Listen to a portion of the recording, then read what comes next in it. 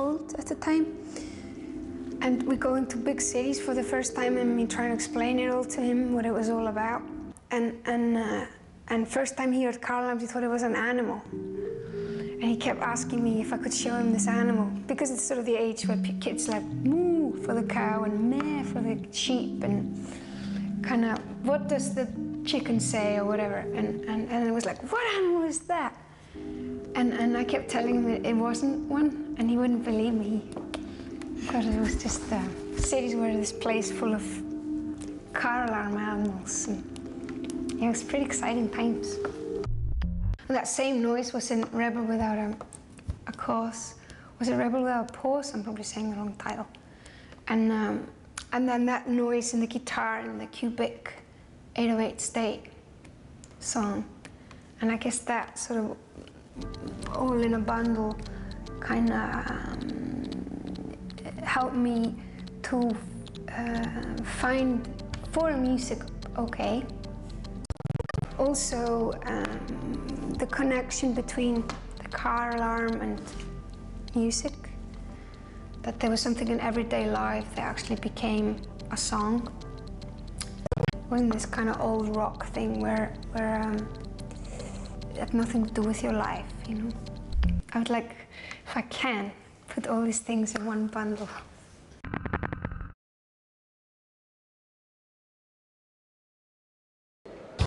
こんにちは、ボアダムスの山高愛です。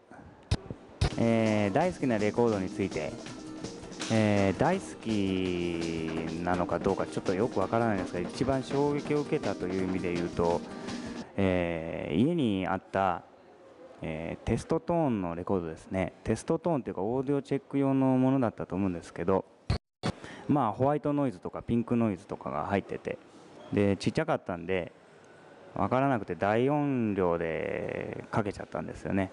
それでまあびっくりして、かなり衝撃を受けました。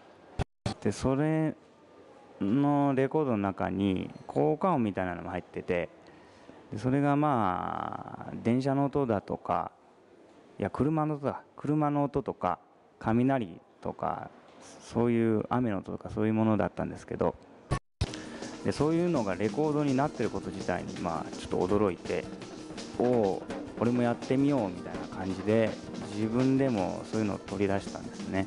工場のきしむ音が空の彼方から聞こえてくるような耳鳴りのような空耳のようななんだかわからないような音が、それでまあそういうモノラルの家にあったカセットテレコだったんですけど、それの内蔵マイクでいろんな外の音を撮ってました。おもちゃ屋さん行ってそのおもちゃのなんだろうドラムの音とかそういうのを録音したりとか、まあ、人の話し声だとか、あと盗み撮りみたいなこととか、まあカセットテープに紐をつけて振り回して録音してみたりとか、水中に沈めてみて録音してみたりとか、いろんなことしてました。いっぱいあるんだなっていうのに気づき始めたというか、そういう感覚が広がっていく感じがすごく面白くて、それがやっぱりずっとベースに今までなってるんじゃないかなと思います。それでそういう音遊びというか感覚遊びみたいな。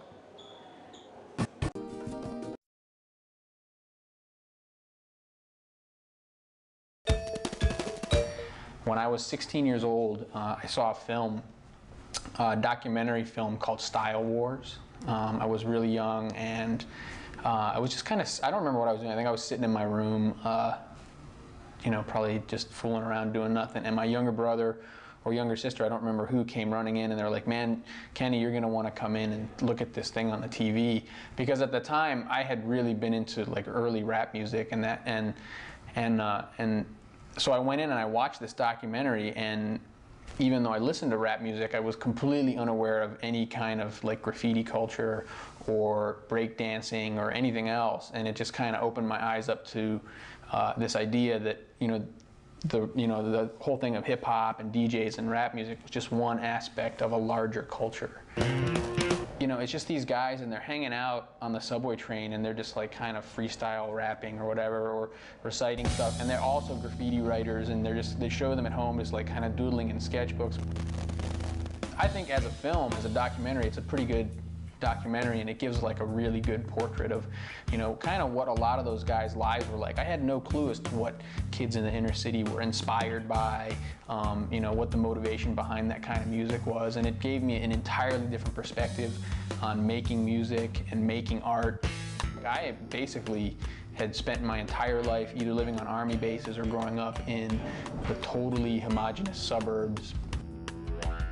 The whole concept of breakdancing, of like some kid spinning on his head. I mean, this was, when that film was made and when it came out, it was even before the pop culture phenomenon of hip hop. And so, like, you know, in a few years, and I think this was '84 when I saw it, 1984, you know, that stuff was everywhere. It was in commercials for Burger King. You know, you had some kid spinning on his head. But at that point in time, that kind of performance was just not a part of anything I could imagine, or at all part of my world. You know, it just completely changed my perspective on all of those sort of things. It kind of inspired me to be able to go ahead and do stuff, you know, kind of in the same way that I think a lot of people who just, you know, would see the Ramones or whatever, you know, inspired them to be able to just pick up a guitar. It was the same kind of, you know, feeling for me, just like, oh man, look at these guys, you know, they're doing this just like anybody else. And, you know, they don't have to go to school, they don't have to, you know, learn this stuff or take lessons to learn how to do it. It was a very kind of a street aesthetic, you know, that I think in a similar sort of way was just, you know, kind of leveled the playing field.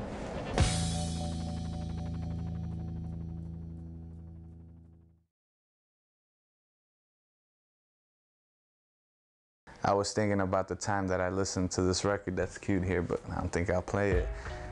As producers, we dig. You know, we learned that, and, you know, we started digging, you know, jazz, soul, and rock. During the golden age of digging, how people only dug for soul, funk, and all that, let's say it was taboo to look through country records. But then one day, you know, like, you're looking through the country records and it's like, oh, look, you know, oh, this girl looks dope on this cover. I'm gonna get it just on GP, because we also collect women on breaks, or maybe there's some dudes that just collect all circles on records. It's part of digging, it's this game. So you're listening to the record and it's like, oh, she got drums too. So it's like, now you know, it's like no one knows about these drums yet because everyone's like away from the country section. So then you're like, you do the same thing, the same homework. Who produced her? Oh, Waylon Jennings is her husband. Cool, I'm gonna check him out. So now I'm grabbing all his records, and some are whack, some are dope. Now it's our form of digging where, like I said, someone was just gonna go out there and buy all records with a circle on it, and then make music out of that, and be like, that was the challenge now. It wasn't because we knew all these records were dope. We made dope records out of records that have just been sitting there for years. Hopefully these will be the records that 30 years from now, the kids will dig for and say, oh, I found this group called the Mole Men from Chicago. And then they'll follow the whole history, because all the histories and all the records and how we, you know, dig and realize, okay, before this guy was in this band, he produced that. And that's digging. I'm giddy.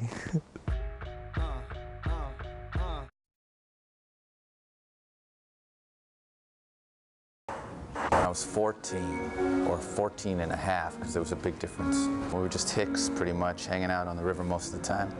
There was not much to do. During our fog of discovering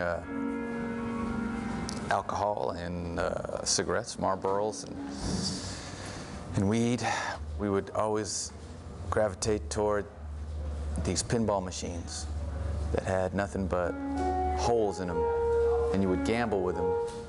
There'd be no flippers. It'd just be these numbers, and you'd have to get the numbers. You'd have to get the balls in line on the bingo cards on this pinball machine, and you could win money. And it was in the back room of this pizza shop that we had to walk miles to. The guy behind the pizza counter would pay off if you got enough numbers lit up. And to be able to afford to hang out there all night, we'd have to win with our quarters enough money to buy pizza and cigarettes.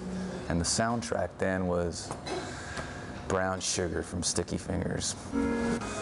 It was not quite an anthem, it was more like an inoculation, vaccinated with a Victrola needle. It was a fine froth, warming froth for our young souls there. Pizza, Marlboro, Haze, Pinball, the Stones, Brown Sugar. Although the cigarettes never took, the flipperless pinball gambling element to get the balls all in a row are still there every night with the song selections in any given set. And the ghosts of Brown Sugar are still to be heard in the hissing of the monitors. I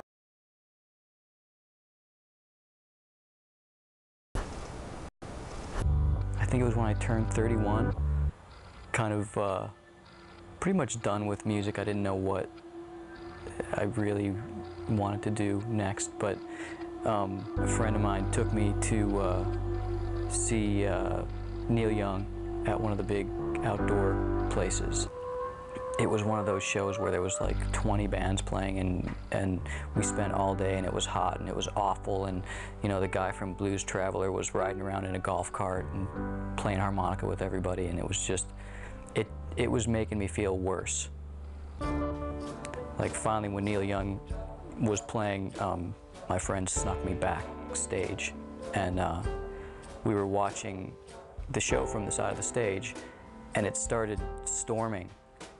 It was this amazing thunderstorm, and the audience was leaving, and water was just rushing down the aisles, and the stage was getting wet, and the sound men were like the stage crew was just screaming at Neil Young and Crazy Horse to just stop playing, and they wouldn't stop. And I'm watching these old, gnarly, creepy guys just make this noise, you know, playing for themselves, and they were playing to this storm, and it was one of the most beautiful things that I've ever seen in my life. And yeah, that really made me want to age and do everything that I can to stay inspired, and do everything that I can to find joy in what I do. Before the storm and before they really kicked it into high gear, it was just, yeah, I was having a bad day. I couldn't get that Blues Traveler guy image out of my head. It was when he was still really, really obese, you know. He was on that golf cart. I just wanted him to walk.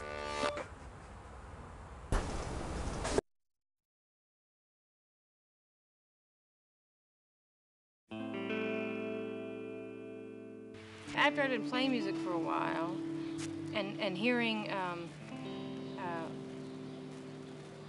both On the Beach, the Neil Young record, and Astral Weeks by Van Morrison, and sort of understanding how great music was because you could just be incredibly painful, I suppose, and that I think the point where I realized that it would just be a vehicle for me to get shit out, then that was like the biggest thing. And so I think those records are still the two biggest records for me.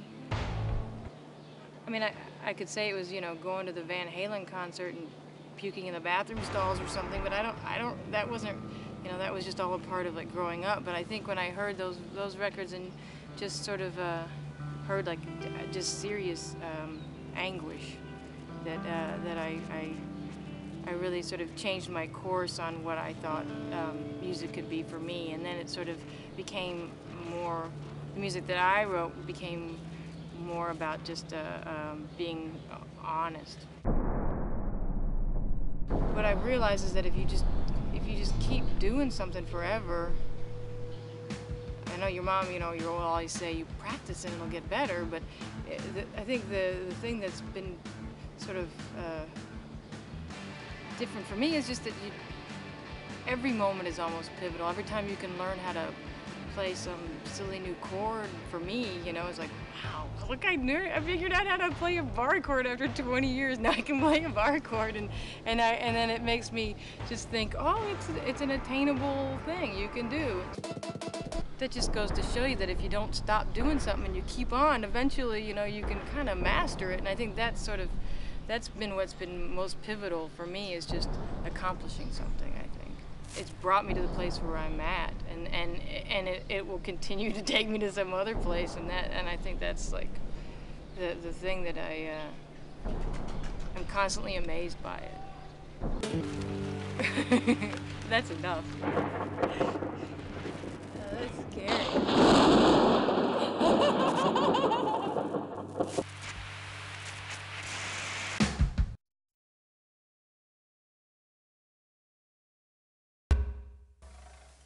One of my favorite